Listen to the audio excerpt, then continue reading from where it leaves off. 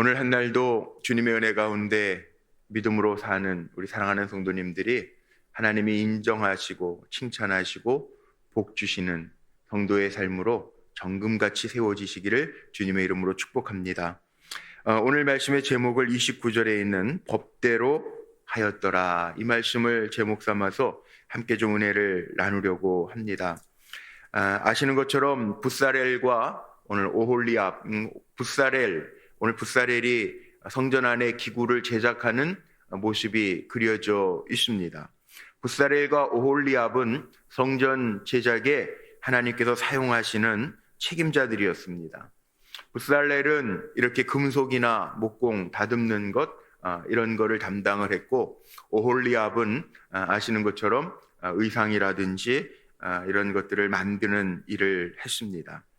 자, 오늘 말씀 속에 이 붓사렐이라고 하는 이름 한번 생각해 볼까요? 이 붓사렐이라고 하는 이름은 원래 베찰리엘, 이걸 붓사렐이라고 한국말로 표현을 해놨습니다. 베살리엘, 엘은 하나님이죠. 찰, 그늘입니다. 하나님의 그늘 아래에서라는 의미를 가지고 있습니다. 하나님의 그늘 아래에 있는 사람이 하고 있는 거예요. 자, 우리 성도는 누구냐? 하나님의 그늘 아래 있는 사람들입니다. 오늘도 한 날 살 때 하나님이 보호하시고 우리가 하나님 명하신 대로, 오늘 제가 법대로 하였더라, 하나님 명하신 대로 하나님의 법대로 살아가면서 하나님의 주시는 은혜를 누릴 수 있는 성도들이 되시기를 간절히 바랍니다. 우리가 하나님 앞에 지음받고 이 땅에서 살아가는데, 이 땅에서 사는데 세상 사람들처럼 살라고 지어놓은 존재가 아니에요. 우리는 세상 사람들이 사는 방법으로 살면 안 돼요. 자녀들을 기를 때에도 세상적인 방법으로만 기르면 안 돼요. 물론 세상에 살아가는 자녀를 만들 거예요. 그러나 그 전에 우리가 기억해야 할 것은 내 자녀도 하나님의 법을 기억하는 자녀가 되어야 돼요. 우리가 맡은 일들이 있어요. 세상에서 우리가 그 일들을 감당할 거예요. 그런데 우리가 맡은 일들을 세상에서 감당하지만 내 방식과 내 방법과 세상의 방식이 아니에요. 우리는 하나님의 방법과 하나님의 법대로 행할 때 하나님께서 우리를 높여주시고 세상 사람들이 칭송하는 삶을 살 거예요. 그런데 우리도 똑같이 세상 사람들하고 같이 묻어간다면 다를 게 없어요. 하나님이 이스라엘 백성을 우리 출애굽기를 읽고 있지 않습니까? 출애굽을 왜 시켰습니까? 출애굽기 12장에 나와 있는 것처럼 너희는 다르게 살라는 거예요. 다르게 살라는 거예요. 우리는 이 성막 안에 기구를 제작하는 과정도 다르게 살라라고 하는 하나님의 뜻을 분명하게 기억을 해야 됩니다. 출애굽기를 통해서 우리는 구원을 이야기합니다. 오늘도 말씀 속에 보면 성막 안에 기구를 제작하면서 고리도 금고리를 만들었다는 거, 오늘 말씀 속에 보면 다 금 아닙니까? 금, 순금, 2절에도 순금, 그 다음에 금고리 넷, 3절에도, 또 4절에도 보세요. 조각목으로 채를 만들어 금으로 싸고, 금, 의미가 뭘까요? 이미 우리 그동안 말씀 보면서 했는데 금, 빛나는 거예요? 화려해요? 변하지 않아요? 영원한 거예요? 신성을 상징해요. 욥이 고난 가운데에서 뭐라고 이야기합니까? 여호와께서 내 가는 길을 아시나니 내가 이 고난을, 인내를 다 풀무불의 연단처럼 지난 후에는 내가 정금과 같이 나오리라. 정금과 같이. 우리가 살아가면서 여러 가지 고난을 당할 때도 있어요. 하나님의 목적이 있습니다. 우리가 더 하나님의 사람으로 정금처럼 일어나게 하시려는 하나님의 역사가 있습니다. 우리는 조각목 같은 존재예요. 조각목이 뭐예요? 씨띠나무거든요. 아주 그냥 말라 비틀어진 가시나무예요. 쓸모없는 거예요. 근데 거기에다가 다 금으로 입혀요. 이 채를 만들어 그 고리에다가 걸 채. 왜냐하면 이 법궤나 성막 기구는 레위인도 직접 만지지 못하게 하려고 금고리를 만들어서 거기에다가 조각목으로 금을 입힌 꾀를 채서, 그래서 법궤를 함부로 손대지 아니하고 하나님의 임재를 상징하는 거룩한 거기 때문에 함부로 만지지 아니하고, 나중에 뒤에 나오잖아요. 우사 죽잖아요. 왜? 하나님의 법궤 함부로 만졌거든요. 하나님의 거룩함을 훼손치 않게 하시려고 하나님의 방법대로 채를 만들어서 그 금고리에다가 이렇게 잘 꿰서 채를 들게 하셨거든요. 그 채마저 금으로 잘 쌌다는 거예요. 우리도 인간이지만요, 똑같은 인간이에요. 다 배고프면 먹어야 되고, 나이 들면 늙고 연약해지고 인간이에요. 그런데 이 금으로 쌌다. 조각목과 같은 우리를 금으로 쌌다라고 하는 거에도 굉장한 의미가 있어요. 하나님 우리를 연약한 인간으로 똑같이 만들어 놓으신 것 같은데 우리는 성도로 덮어주셨다. 주의 보혈의 피로 덮어주셨다는. 그러니까 우리는 막 사는 사람들이 절대 아닙니다. 막 살아야 되겠다라는 마음 물론 안 갖겠지만 우리는 세상적인 관점으로만 살면 하나님 안 기뻐하세요. 하나님 안 여세요. 그래서 우리는 다르게 사는 사람이고 오늘도 주여 기도해야죠. 나를 힘든 일들이 있을 거예요. 기도 제목이 있을 거예요. 이게 다 지난 후에는 욥이 기도하는 것처럼 내 가는 길 주님이 아시니 이 연단이 다 지난 후에는 나를 정금과 같이 만들어 주옵소서. 그렇게 기도하면서 일어날 수 있는 우리 성도님들이 되시기를 주의 이름으로 간절히 축복합니다. 이 법궤를 그렇게 만들죠. 이 7절에 나오는 금으로 그룹 둘을 속죄소 양쪽에 쳐서 만들었을 때 이 법궤 사이즈가요, 한 규빗이 한 보통 45cm 정도, 평균적으로 45.6 뭐 이러는데 이 성인의 가운데 손가락서부터 이 팔꿈치까지 한번 재보세요. 집에 보통 40, 뭐 조금 차이는 있겠지만 45cm 정도 돼요.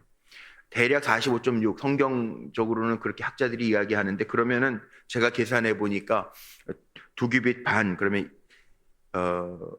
1m 14cm, 그 다음에 한 규빗 반 그러면 한 68cm. 그러니까는 높이까지 너비 깊이 다 하면 114cm 곱하기 68cm 곱하기 68. 별로 그렇게 안 커요. 거기에 뭐가 담겨 있죠? 법궤 만나 항아리, 아론의 쌍난 지팡이, 십자가 두 돌판이 담겨져 있어요. 하나님의 임재를 상징하신, 하나님이 함께 하신다라고 하는 것을 상징하는, 하나님의 임재를 상징하기 때문에 거룩하게 지금 만드는 겁니다. 금으로 만듭니다. 그리고 그 그룹에는 천사들이 지키게 하죠. 그 그룹 이쪽 그쪽 한쪽 끝에 속죄소 한 덩어리로 그룹을 만들었다. 이 천사, 제 방에 이 조그만 모형이 있는데 이 법궤 모형이 있는데 날개를 펴 있는 천사들이, 그룹들이 이렇게 있어요.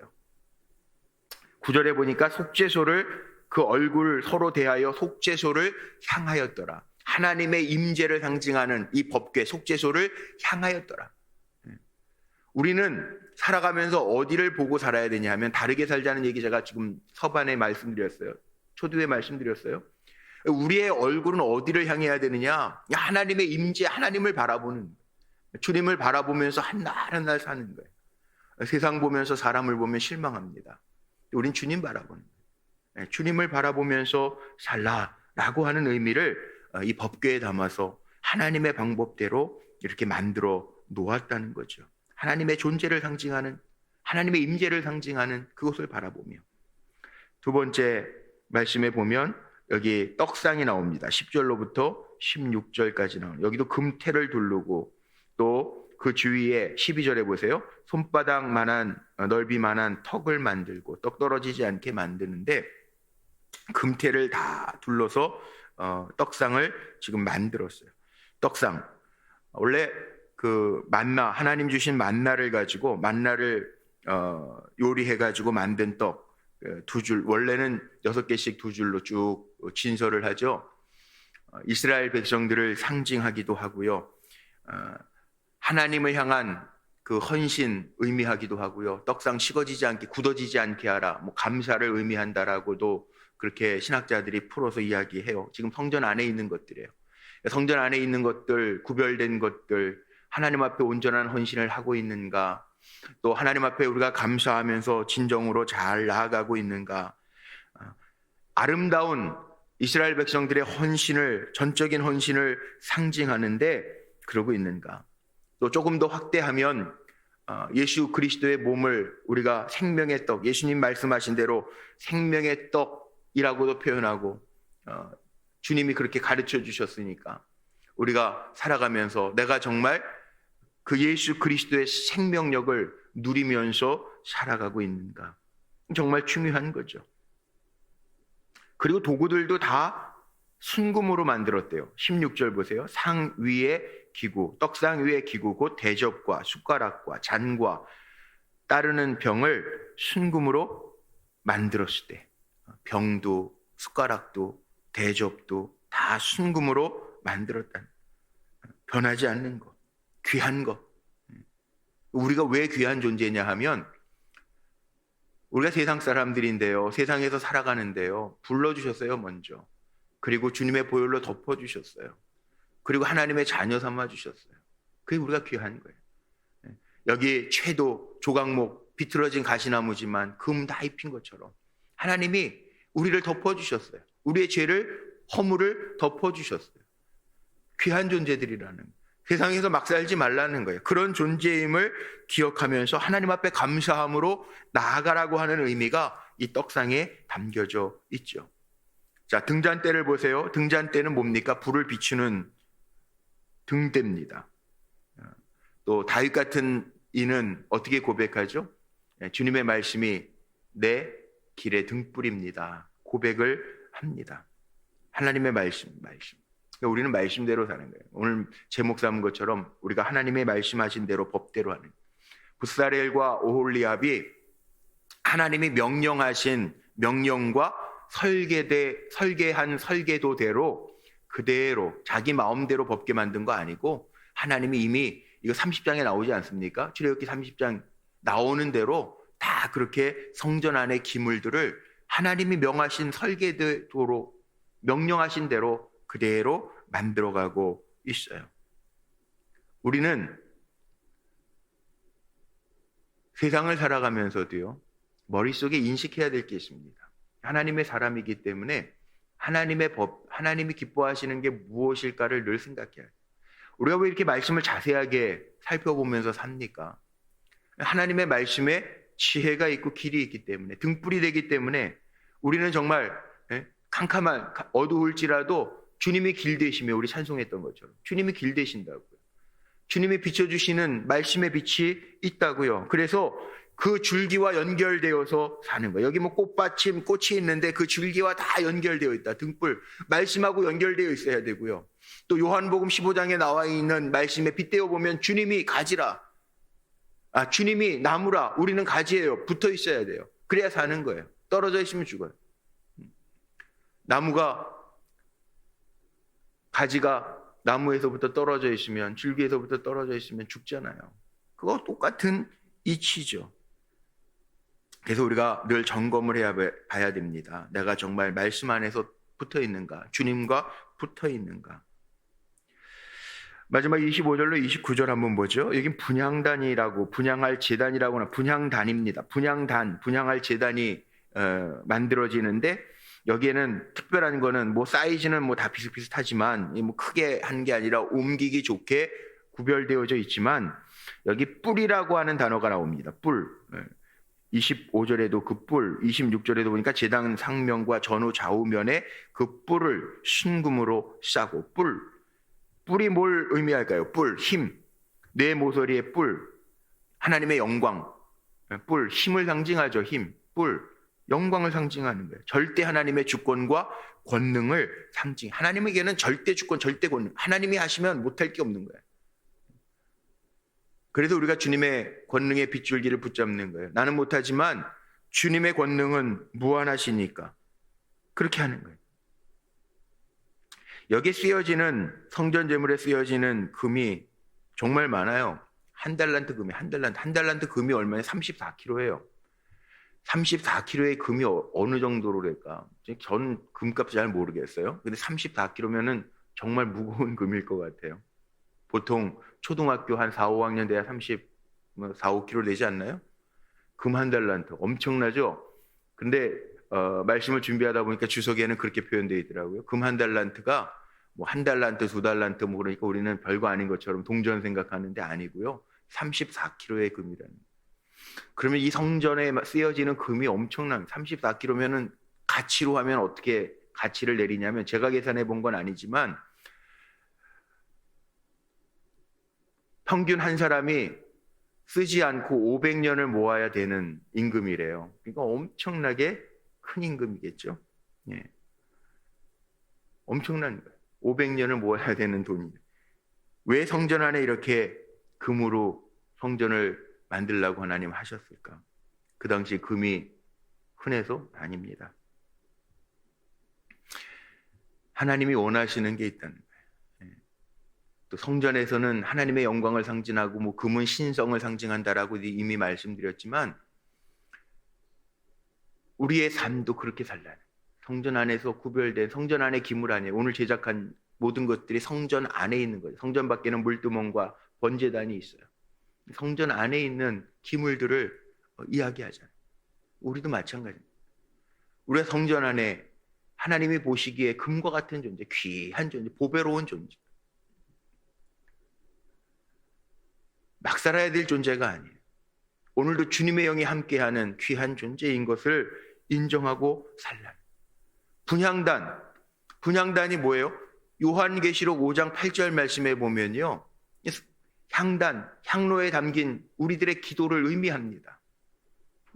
아무것도 아닌 사람이 아니라 하나님의 자녀 삼아 주셨기 때문에 우리가 아버지의 이름으로 무엇을 구하든지 하나님은 들어 응답하신다고 약속하셨으니 우리는 얼마나 진짜 예수 권세, 내 권세, 하나님의 권세가 내 권세, 복이 좋고 자녀가 엄청난 복을 누리잖아요. 그게 무슨 복이에요?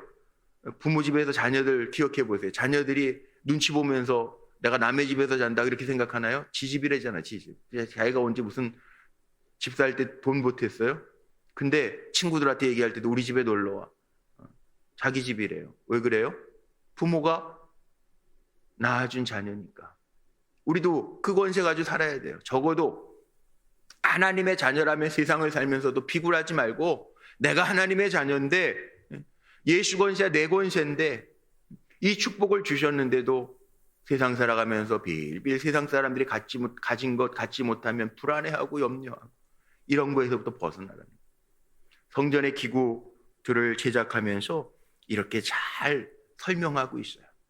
더 중요한 건 뭔지 아세요? 오늘 결론을 이렇게 내리고 싶은데 하나님이 이 성전 안에서 드리는 제사보다 더 귀하게 보시는 게 있어요. 사무엘 선지자를 통해서 말씀하신 거. 사울왕을 폐하시고 다윗을 세우실 때 하나님 말씀하신 거. 하나님은 순양의 기름, 너희가 드리는 제사보다 순종을 더 기뻐 받으신다. 우리가 정금과 같은 존재가 되어서 하나님의 자녀답게 법대로, 오늘 제가 제목을 마지막에 있는 여기 관유, 향품, 정결한 향을 만들었으되 향을 만드는 법대로 하였더라. 향. 고린도후서 1장에 보면 2장 15절 말씀에 사도 바울이 그런 얘기하죠. 너희는 그리스도의 향기라. 우리가 세상에 살아가면서 하나님의 법대로 살면서 선한 영향력을 끼치는 삶을 살 때 하나님의 기쁨이 된다라는 사실을 꼭 기억하면서 오늘도 그렇게 하나님의 법대로 살아낼 수 있는 저와 여러분이 다 되셔서 정말 순금 변하지 아니하는 빛나는 순금처럼 영원한 것 변하지 않는 것처럼 그렇게 하나님이 인정하시고 존귀하게 영원한 생명을 주신 자답게 승리하는 영향력을 끼치는 세상에 빛이 되는 또 우리의 기도에 하나님의 권세가 임하는 역사를 체험하며 일어나시기를 주님의 이름으로 축복합니다.